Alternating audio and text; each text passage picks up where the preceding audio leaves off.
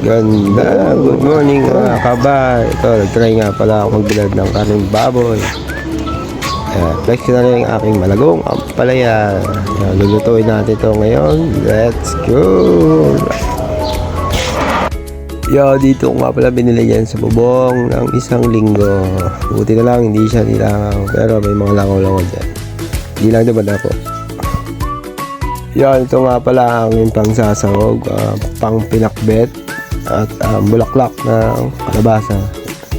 Dalawang luto yan, isang sinabawang gulay at pinakbet. Alright.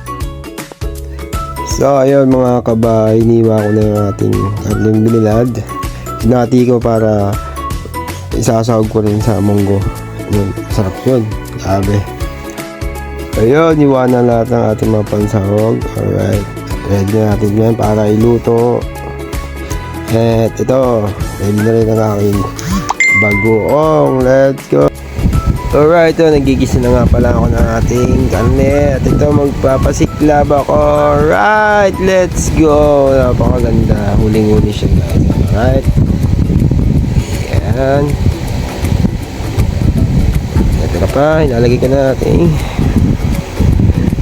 mga sibuyas. Ayan.